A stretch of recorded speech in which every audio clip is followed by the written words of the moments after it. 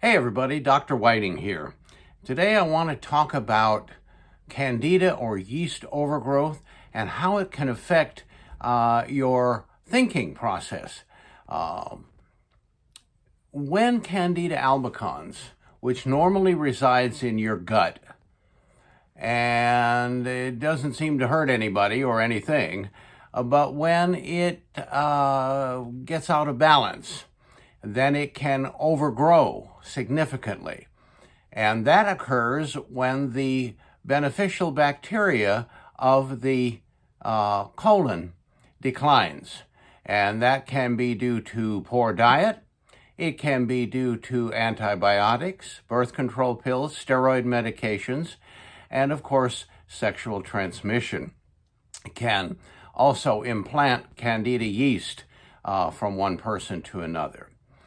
When this happens, regardless of the circumstances of how it happened, the Candida organism then can take off and explosively multiply. And over time, that yeast then can get into the bloodstream. And when that occurs, we have a situation which we call systemic candidiasis or overgrowth. That means it is throughout your body. And typical areas of overgrowth are the sinuses, the throat, the lungs, the bronchioles, the liver, and of course the gastrointestinal tract.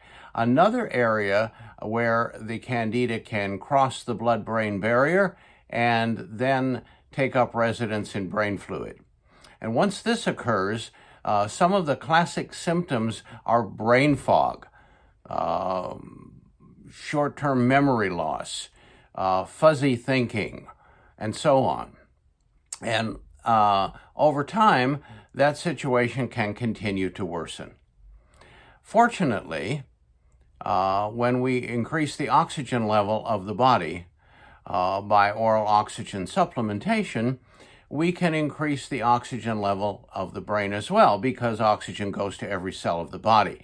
And that means because the Candida albicans organism is anaerobic, which means it doesn't like high levels of oxygen, we can, over time, eliminate the yeast overgrowth even in the brain fluid.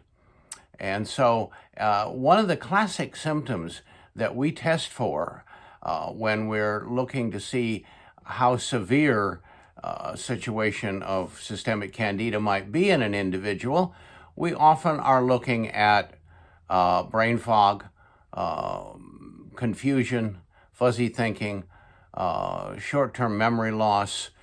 Those types of things would be often indicative of Candida overgrowth. And so it's just one more of those things, one more of those areas where Candida can reside. And because this situation has so many different symptoms and can affect so many different areas of the body, we wanted to make you aware of some of these things as they occur.